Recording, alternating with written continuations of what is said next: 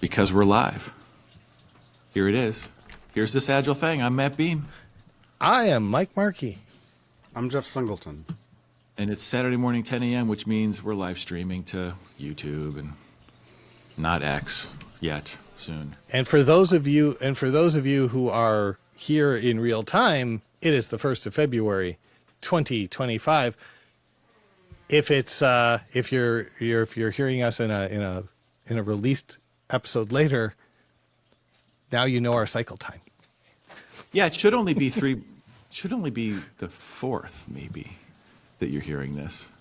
But no, it's not going to be the 4th. It's not that yet. No, there's still two. There's two in the hopper right now.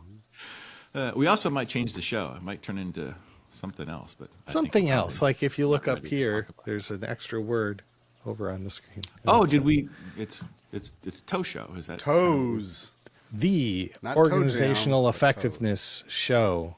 Yeah, I like it and I don't like it. It has certain. Yeah, I know. Well, I mean, if we take a Ryan Erickson approach, then this is a jam, and then it's toe. See, anyway, it falls apart really quick. Toe Show, the organizational effectiveness show, right? I think it appeals to me because we're not really just about Agile's a component of it, but it goes beyond that. It's really about the effectiveness. It's really about getting stuff done. Yeah. Toe Show has a ring to it, but it might have a ringworm to it. Anyway, last time we were talking about, let's move on. Last week we were talking about the goal, and we were talking what the goal means, and so this is all we were going to talk about that today. I think, right? Is that still what we want to talk about? I think so. It's what we advertised. Oh, that's right. We're on the hook now. I forgot. We're radiating intent. We're goaltending. This is. We should give credit to Dr. Eli Goldratt. A lot of the stuff is going to be about the theory of constraints. And Steve Tendon as well with his Tame Flow stuff. If you've not read the book of Tame Flow, and he's got a number of publications. He's kind of a genius, in my opinion. And I think we're going to be adopting his stuff for years to come. So I don't want to make it seem like these are our ideas or we came up with this stuff. I want to give credit and to the audience if you want to get more information, go Google those guys. Yes, no original thoughts here. It's all taken from someone else. Yeah, we just had the fun part. Yeah. So we said last time that the goal, so the way that Goldratt describes it in his book, he wrote a book called The Goal, and he said that the goal of the organization should be to make more money now and in the future. And I think we said that last time, and it's confusing a lot of times when you just say that to people. There's a lot of reactions to that. Yes, because in our current world of 10-second sound bites, they stopped listening at money. Mm-hmm. So it became the goal is to make money. Period. Yeah, exclamation point, underlined. That's it. Yeah. That's the goal. Now you're saying there's nuance to this? There's even just... There might be more to say. Now, and so 5 words of nuance that 90% of the people who read the book miss. So what's the... Or especially people who haven't read the book. So here's so I'm always looking for the explain like I'm 5 answer, right? I want to cut through the noise and find the hidden simplicity. And so in my mind, and what interests me about having these conversations is that I can learn and get better at understanding and communicating about it. My understanding is the goal should be, there's more to the goal that we can get into, but the reason why it's important or useful, let's say useful, of saying the goal is to make more money now and in the future, is because it gives you a common understanding of how to keep score, right? It leads you to throughput accounting, right? So you have a way to understand which way of organizing teams and choosing work and prioritizing and defining, what gives you the greatest, what increases the rate of value creation at the highest rate, right? Whatever you have to do to the org. And then it helps you manage the constraint to maximize against that metric of value creation. And this applies to for-profit organizations. It applies to nonprofits. through other goal units. They might not be using dollars, but a different goal unit that's the equivalent of $1. But that's why it's interesting to me. Like it ties together all of, like what we do with the organization is we try to figure out what's holding the organization back, what's keeping us from being more effective, what's the constraint, how do we figure out, like, what are the options for removing that constraint, and then how do we test that we're creating value more quickly as we manage that constraint, right? It all rolls up to the goal to create more value now and in the future. Is that too high level? Does that make sense? Well, there was definitely some nuancing in there, where especially where you went. Your goal is valued units, Creation. right? Yeah, goal you units. went to units. You didn't say it's dollars. Therefore, it's not money. Therefore, it's not the goal. Is not to make money. It's to make value units, whatever the value units is. Because I can see where there are organizations where the money is not the point. The money is a byproduct. They have a different purpose. So is there a distinction here between goal and purpose? Is there a nuance in that? Yes. Okay. Yes. So chew on that one. What is the distinction? Well, so, the reason why it's a goal is because it gives you analytical precision, but that doesn't mean that that's the sum total of why the organization exists, right? The purpose could be, so let's say you're a pharmaceutical company, right? The purpose might be to cure a certain type of disease, right? There's a higher order thing that animates people and inspires them. But if you want to maximize the effectiveness of the organization, I mean, I guess you you could say The collective you, just to make it clear. yeah. Does you? So Yeah. if the organization exists in a capitalist society, right, they have to, in order to be able to cure the disease, they have to be able to keep the lights on and pay people. So the goal of making more money now and in the future serves the higher purpose of curing the disease. So, and this is one of the things about the goal is that people think, oh, it's just about money. It's actually not. It's just a subcomponent of this thing. But it's necessary to make sure that the organization is as effective as possible at carrying out its mission or purpose. And I would So when you- suggest there's a word that you're ignoring, and maybe I can't. I'm trying to remember because I've read the book a few times. But sustainable.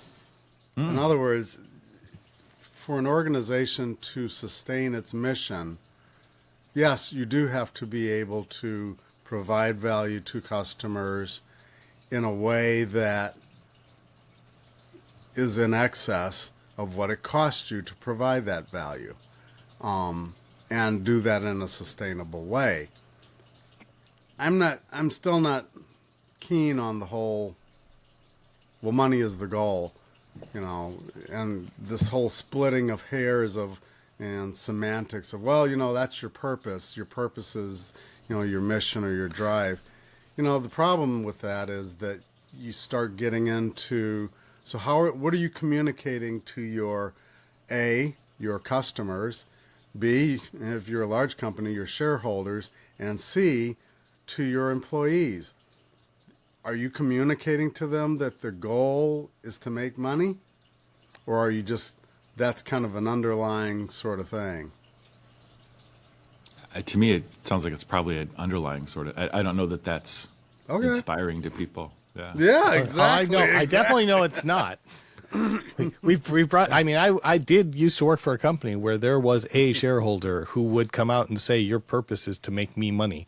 That was his purpose, and the corollary that came with that was, "And none for you." It was very disempowering, as it were. And beyond uninspiring and disempowering, it can also be downright dangerous. I think if you're a company that needs to create stuff that works or people die, and you start getting more focused on money as opposed to quality, I mean, we've seen examples of that. I don't want to drop names here again, but that's a form of just serious dysfunction. Yeah. So I mean, there's definitely in some manipulation of words and hair splitting that's going and taking the statement the goal of an organization is to make money now and in the future. And to soften that to say, to me, it would be easier to go, the book was written in a time when capitalist ideals were king and everybody was all about building the building the company, building all that stuff. And then, and so the language of the time was tied to money and consumerism and all, and these other aspects. And now we've grown, or we're evolving into something more, but we still like the book. We still like the message of the book, but we can't change the word that he used. So what we're going to do is we're going to retcon the definition of what the goal is in order to make it more palatable, or to seem less dismissive of the evolutionary thinking of the modern day. So, Mike, that's really interesting that you brought that up, because from the very beginning, it's been in the back of my mind, the context of the time. Mm-hmm. Remember, the book was written in 1984, and I mean, we were in the midst of, the go-go 80s, where money was everything. They had songs to that effect, as I believe. Literally. Well, that was in the 70s, but that's a different story. But it was really all about, greed is good, and so we were self-obsessed as a society with just making more money. For what purpose? I don't know. It didn't matter. Let's just keep our foot on the gas and make more money. And we and so when you think about that was the context of the time, I wonder if that even influenced his language a little bit. I don't know. Maybe not. Yeah.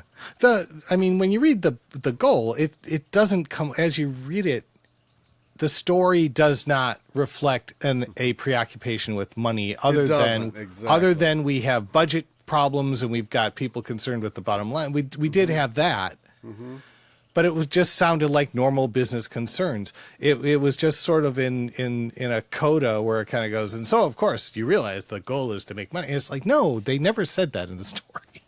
Yeah, actually they did. Oh, yeah, you're right. Yeah, that's right. did.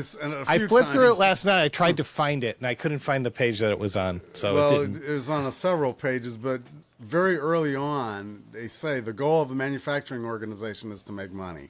Okay. And he kind of repeats that. But he softens it. And, again, it's one of those things where if you just read it on the surface, you're misreading the intent. And that's kind of to Matt's point. For people that actually want to understand what is going on here, and they take the time and effort to read the book and correlate the things in the story with real life as principles that they can follow, there's a lot of good stuff in the book for that. But if you just want to take a line and take the lazy man's way out and just, it's all about making money, our goal should be money, then you've missed the point entirely. Yeah. That's why I thought it would be interesting to talk about it. It's part of a whole system of thought that says if the goal is making money, then the way that you understand what work you're going to do, what order it's in, how to arrange the system to maximize that is throughput accounting.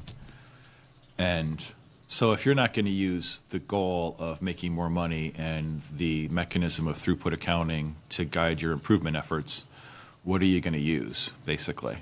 That would be the alternate time, right? So are you looking for a measure? Because I think certainly money or revenue is, or income or whatever, is a measure. It's a lagging measure, obviously. And maybe that's an okay measuring stick as a lagging indicator. But that's not the same as a goal. Yeah, it did sound, Matt, earlier when you were talking about goal, and you did tie measurement or metric to goal, whereas purpose, you said, doesn't have one. Yeah. I believe you said something along those lines. That's the way I've seen it described in the literature, yeah. So But are goals long? Well, I guess there are different terms. So long-term, short-term. And that's why he brings them together, more money now and in the future, to bake in the sustainability that Jeff was talking about earlier. It's not just about like buying the org, stripping it for parts, converting it to cash, and walking away. That's a different purpose. But that's one way to make money, right? Yeah. It is, but it's different from the goal that's described here, right? Because that doesn't make you more money in the future, I think is what Goldratt would say. That would make you more money now, but not more money now and in the future. And that you could think of that as hair splitting, but I think it makes a big difference to the implications of how you run the enterprise. I want to make it clear that I don't feel like, and maybe I've probably uncharacteristically been too vociferous in my opinion about money not being the goal. I have nothing against making money, and I'm not saying that you can't make that your goal. But if you're going to make making money your goal, I'm just saying I think there are better goals, because lost in the conversation here, and even in the story, the goal is the customer, and that just doesn't feel right to me. That's super interesting. So I don't understand, and I'm not trying to win an argument here, but how can you make more money now and in the future if you're making money by selling stuff to the customer and you ignore the customer? I'm legit confused by that. Exactly. The customers, I think it's your focus. It's about your focus. Yeah. So is your focus on providing value to the customer? Okay, good.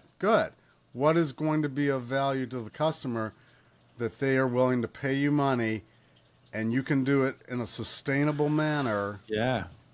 But that leads to more money now and in the future, doesn't it? What am I missing? I'm going to stay on the idealistic horse for a little bit longer. I'm not going to dismount as the way Jeff just did. I know that there are. Is that what you There are. You kind of looked at the ground. You may not have removed yourself from the horse, but there are companies out there that provide a service for customers and rely on the existence of customers. And I can pick a class of organizations like insurance companies. And insurance companies are providing a service, and they have customers, and they live and die by keeping those customers. But they also have kind of a lock on the fact that in order to survive based on other market conditions and societal drivers, you need to have insurance. You can't survive without it. Therefore, they have kind of a captive audience. And yes, someone could jump from one insurance company to another, but look at all the stories in the news. Look at things that you've had happen to yourself in terms of trying to actually make a claim to your insurance company and say, that thing I've been paying you money to give me, this peace of mind, when something goes wrong, something has gone wrong. Do the thing I paid you to do. And their purpose does not seem to be to make me happy. Their purpose seems to be giving me as little remuneration as they can get away with doing to maximize their money. Yeah. And I can't just ignore that and say, but it's okay because they're making money now and in the future. Because they're doing it at the expense of their customers to a certain degree. Is it your sense that somebody would suggest that you should ignore that? Because I'm thinking, what you're describing sounds like a bad company with the crappy customer service.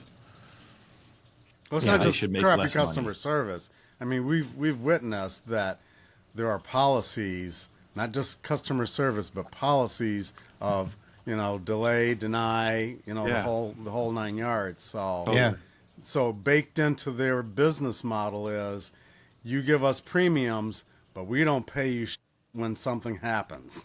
Unless we have no other choice than Unless to do we have so. unless you bring the lawyers and other stuff to us. And then and they'll come back and say, but in order for us to continue to provide this excellent service to all of our customers, we have to be good fiduciary stewards of the money that has been given to us so that we can continue to exist now and in the future, providing this helpful service to our customers. Somewhere along the line, the notion of insurance as a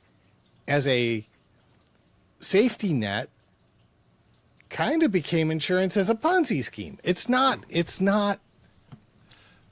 And anyway, so my point is not to rip on all insurance companies in the world. It was just one example that I could draw upon that drew some fire in the news recently. Yeah, totally. And I'm not, Literally. again, I'm just trying to fight. Oh, yes, Yeah. this CEO. Yes. Yeah. So but see, that's an interesting example because okay, so, and I'm just trying to understand, right, to test this out. So the experience that you're describing with an insurance company, I would expect in a healthy market, I would expect that company to make less money now and in the future based on the fact that they're not providing good product or good customer experience.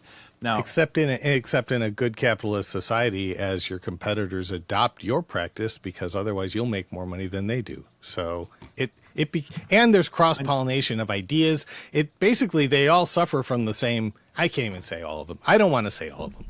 The ones that I'm familiar with, yeah. all seem to suffer from the same thing. If there are still good insurance companies out there that don't do that stuff, I'd love to know. Well, and it's Because they would get my business.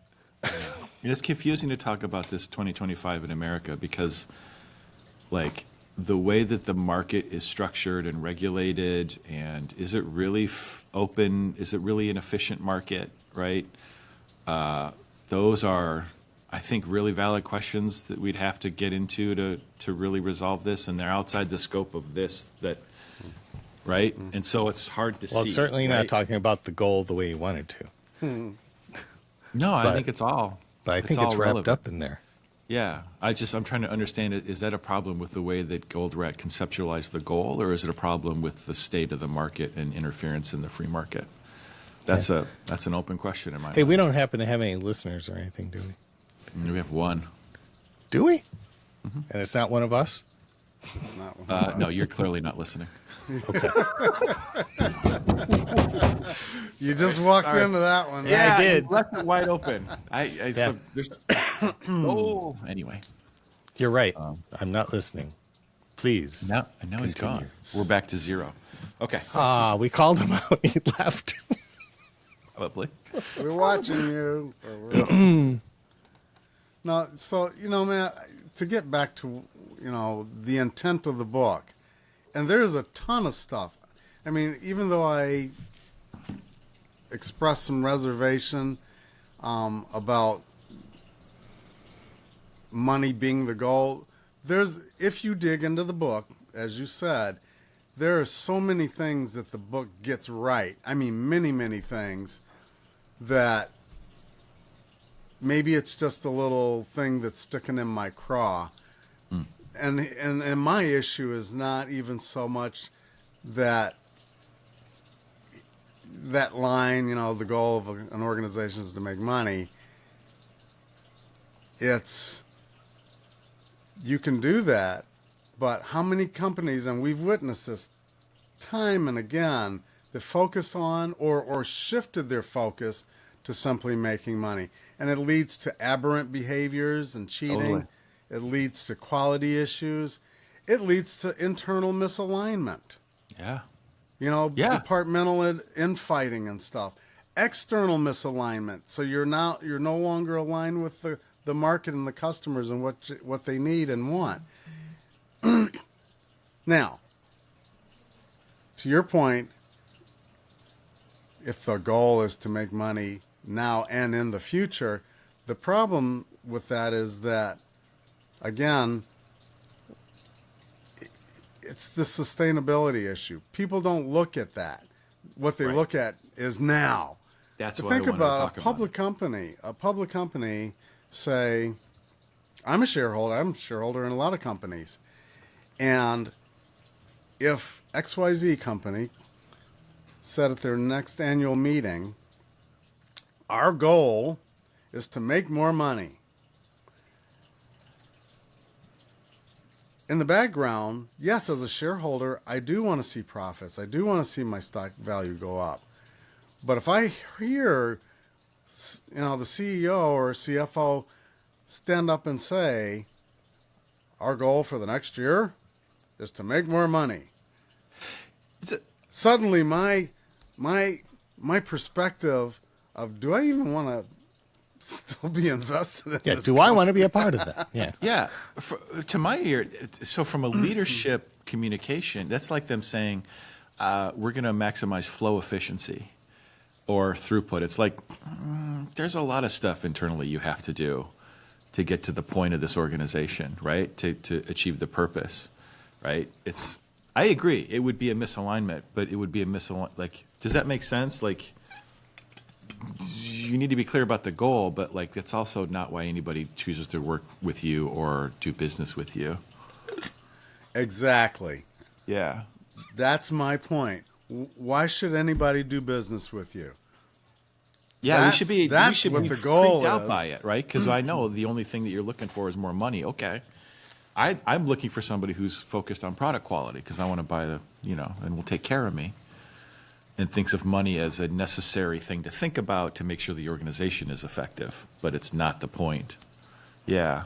Yeah. And this comes down to everything that Simon Sinek is always saying, where he says it starts with why. People don't buy what you do, they buy why you do it.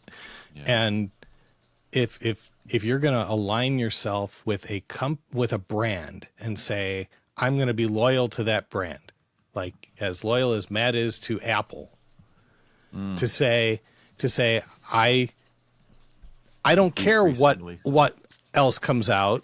I'm going to look first at the Apple product because it resonates with me for some reason. Something about that product works for me. I trust them and admire them. The fact that they're rich and make more money is not the thing. The point is that it's great stuff, and they have sort of fallen off, and that's why the goal is not enough, right? They didn't take care of me. Well, if the goal was to make money, then yes, then they could be faltering on that goal. But they've also still got a massive lock on market share because there's a lot of people who don't. 25 years ago, that stuff changes. Anything can be. Any position can be transient, right? The world changes. Yeah. Home answering machines were a big deal. Now the Radio Shack is dead. God, those are fascinating to look at, the old Radio Shack catalogs. Talk about nostalgia. Anyway, so he makes the point that the goal can be rephrased as pursue growth and stability, right? That's probably a clearer way to really talk about it. I agree. Goldratt uses language, and he was Israeli, I think. I don't know if he, it might have, I'm not sure if English was a second language for him. He talks about when you find the constraint, you want to exploit the constraint. That's the word he uses. And that strikes me as not. Yeah, that every time I hear that, I'm like, it. That's just I get a knee-jerk reaction to exploit. What he means is speed up or ease, right? But so I agree. The language can be it can be rephrased. Well, and he does. It is speed up. It's push the constraint to figure out where the limits of the constraint are. Yeah. Right. And he's technically correct, but it's maybe not what people hear. Yes, but to say the words as exploit is. Yeah. But if people read the book, it becomes, I think, a lot more obvious. What he's trying to explain is take that bottleneck or constraint and max it out and then try to match it up with the demand. Yes. So he may use the word exploit. The problem is we tend to be lazy. Yeah. And we just, we want to read the cliff notes. We feed the text into ChatGPT and say, give me a summary of the book, and it will give you the summary of the book in the bullet points as presented in the book. Right. And then you read that and you go, okay, exploit. That's what I'm doing. I'm exploiting, and my goal is money. That's the point. That's the Cliff Notes version. RTFB, man, RTFB. So just read the book, and then you can understand and expand your mind as to understanding. Oh, so this is what he means. And in this case, the book is very accessibly written. I mean, it's a novelization. It's a story. It's not like getting into a thick textbook, right? You're not picking up a copy of Gödel, Escher, Bach and trying to make sense out of it. It's not like the Reinertsen book, which is Yeah. a very good book, by the way, but it's totally different. Actually, it kind of reminds me of the Phoenix Project. It's told in that very Yeah. story. the parable and the that way of the parabolic way of saying things. I don't think that's used right. I don't think that's Learning by missing the point, skirting around the issue, not ramming it straight down. Actually, all those books do have that point where there's the person who stands up and gets up on a soapbox and then speaks theory for a couple of minutes and then sits down again. And everyone goes, "Oh, well, that was enlightening. Thank you."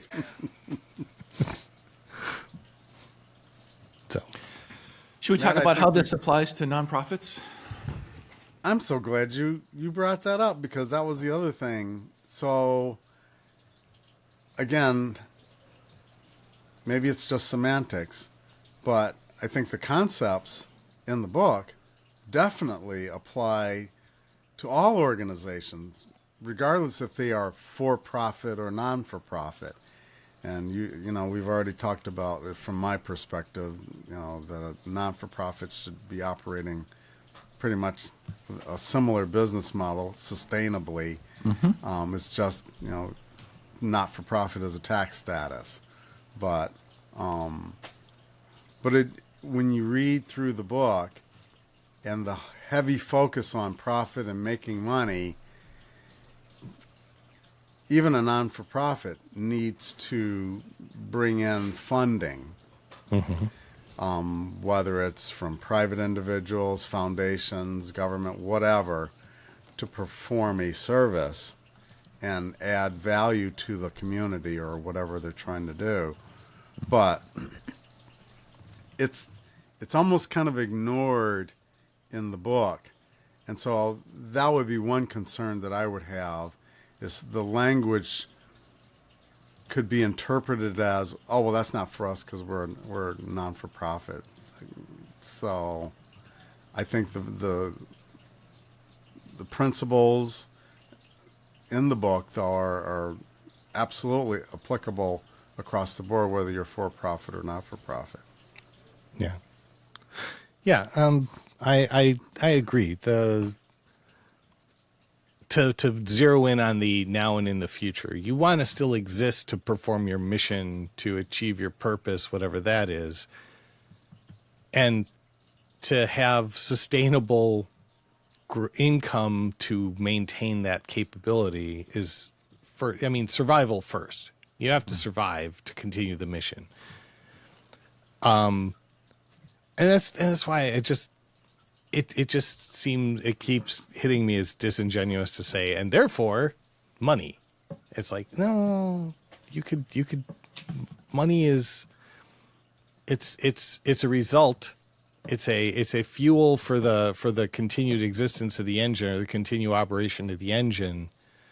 But if you get too focused on bringing in the fuel, eventually you have an overabundance of fuel. And I go ahead, make money. I don't care. So if you're a not-for-profit organization and the goal is not to make money, what is the goal? The goal And is how to do you provide measure it? The goal is to provide a service that is of value to a particular segment of the market, In my mind, and it's- do it in a sustainable manner. Yes, you still need funds coming in. Hey, if I'm a donor to a charitable organization, I still want to know that my donations, my dollars, are going to be effective in meeting the mission. But how do you define effectiveness, and how do you measure the effectiveness? I personally Say, tell me about some outcomes. Connect me to what is your mission? What is your goal? Yeah. What are you trying to achieve here? And how are you applying the funds Yeah. that I'm donating and others are to achieve that mission? And what's the gap? How far off are you? Yeah. So I'm looking at outcomes. Yeah. I don't think I would respond to them saying, well, my CEO made $2.3 million last year, and we gave our shareholders a 15% return on their investment. Great. You're a profitable business, but how's the mission going? I agree. That sounds dumb. In my opinion, it seems fairly obvious that the concept of goal units can unify these things. Like for a for-profit organization, the goal unit is the dollar, right? Because you're trying to make that it's not a sufficient condition, right? It's a necessary condition to keep the organization operating so that we can fulfill the purpose. The goal unit for a non-for-profit, like if you're working on housing, right, and you want to get people off the streets and into housing, number of people housed, right? That's your goal unit. That's your goal unit. And then you can use that and say it's more or less, and okay, working back into the system, what's the constraint on us getting more people into housing, right? It's the same process. It's just you have a different, but it's more similar than different. Does that make sense? Am I crazy? I buy the first part of it.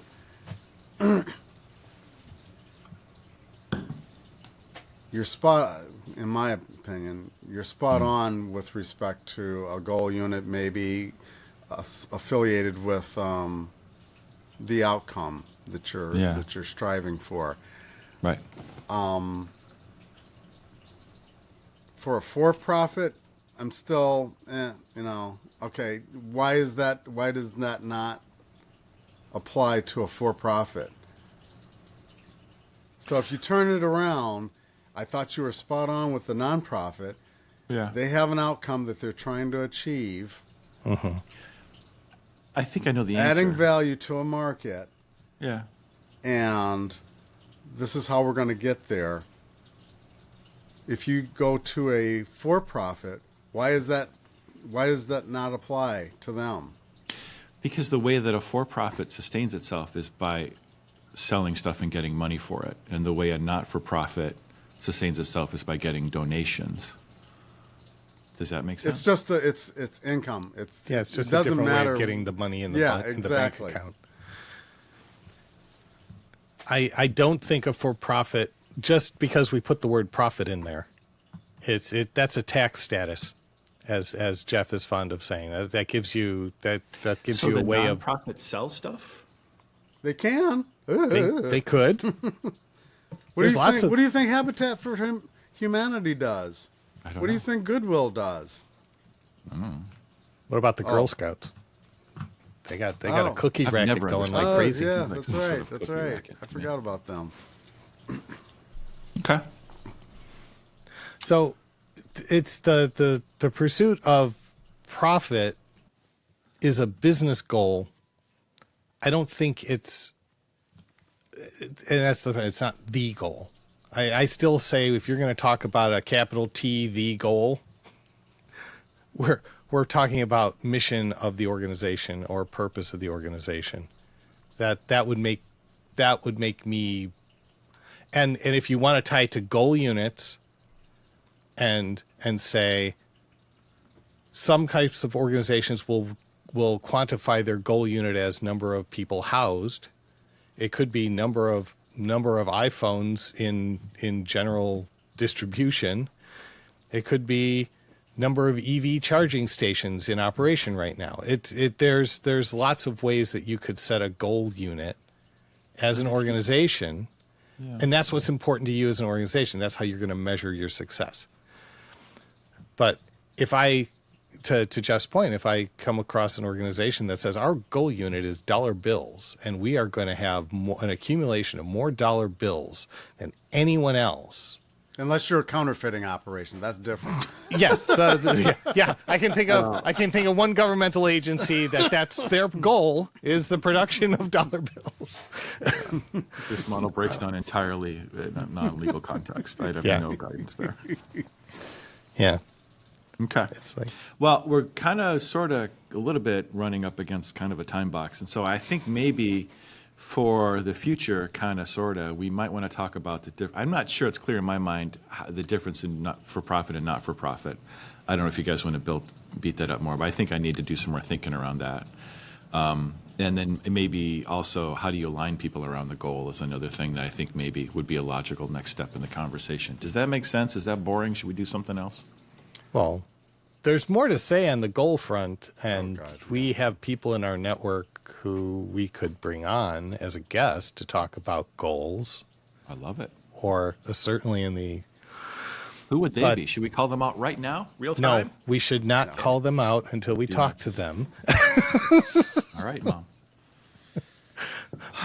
But Jeff, you've addressed the profit, non-for-profit in the past. Is that not something that you can cover in 5 minutes, or is there a bigger conversation there? No, I think, and Mike, you're aware we had a project with a local nonprofit, and as we pulled back the covers, it was not unlike any other corporate entity that we've been in. Honestly, their tax status was irrelevant. They had many of the same issues, and some of those issues clearly could have been addressed by some of the things that are in the book here. Operational efficiencies. Operational efficiencies, Is that a goal? No, that's no, not their no, goal. No, but that's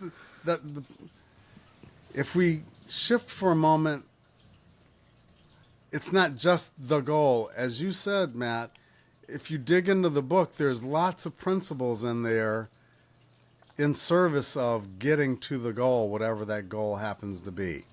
Yeah. Okay? And so a lot of those principles were absolutely applicable in helping this organization to streamline things, to be more attentive internally, to be more attentive externally to funders, donors. And so in many respects, I see very little difference between a for-profit and this non-for-profit, and other non-for-profits for that matter, in the actual operations, because there's always plenty of room for improvement, finding those bottlenecks and constraints, trying to figure out how can we deliver value better and faster, and dare I say even cheaper, to the market as a whole. So I apologize. I know I'm a little slow here, and I'm not asking you to say anything that you're not at liberty to reveal. But can you describe what the goal of this organization was? Could you guys have a simple statement of it? What was the goal? You could say what their mission was. Which Yeah. their mission was to help underprivileged youth and is it just Chicago or were they elsewhere? No. So actually the mission shifted. Initially they were, many years ago worded as, serving kids that basically had no homes or were given up as wards of the state. But their mission has evolved over time, and their mission is to serve the community, and instead of working the back end, when kids come into the system and trying to fix them, they're trying to get out ahead of the problems so that they can actually reduce the number of kids coming into the system. So that was a very distinctive pivot, not a massive pivot, but it was a pivot to get ahead of the general issues versus being on the back end and serving them, because then it just becomes, okay, well, we just got more people coming into the system, and that's, you can't sustainably do that over time. So So that was Hey, the Matt, mission. I'm How seeing a did- chat counter going up. Are there notes coming in from somewhere? Yeah, probably. So, so you described the mission. How did they keep track of their effectiveness in pursuing that mission? Was it number of people housed? not so much the number of people housed, but how many families and children are served. And I think, honestly, they do try to track what happens 3 years, 5 years down the road. It's kind of difficult because there are some constraints, governmentally, regulatory, of tracking people. Yeah. But yeah, in general, it's to see if people are, getting into stable situations, getting jobs, getting sustainable work through a workforce development program or something like that. And so they are definitely measuring what those outcomes are. All right. Yeah. Okay. It feels like this has Well, been a natural thing. can we check what were the chat messages just in case somebody chimed in something useful? Shashank is here. Hi, Is that Shashank. He says, I think Dr. Goldratt meant that at the core of all business is profit. That is one common thing that any business pursues. There may be differences in values and methods. Exploit equals always at 100% capacity. Fair enough. The problem with putting goal unit other than profit is that it can easily derail us. Happened to many startups who prioritize growth rate instead of profit, resulting in untimely implosion. There you go. That's the point of the goal, is to make it absolutely crystal clear. How are we keeping track? And is that thing that we're measuring actually going to lead us to the future we want? So that's why we have to spend so much time being obsessed about clarity. I agree, Shashank. Thank you. Okay. Anything else to say before we wrap up this week? Nah. Here it is. Here was this agile thing. My name's been Matt Beam. I've been Mike Markey. Blah. I've been Mike Markey. Twice. Blah, blah. You just washed your lips and you can't do a thing with them. I'm still Jeff Singleton. And that's it. We'll see you next week. Thanks, everybody. Appreciate it. Goodbye.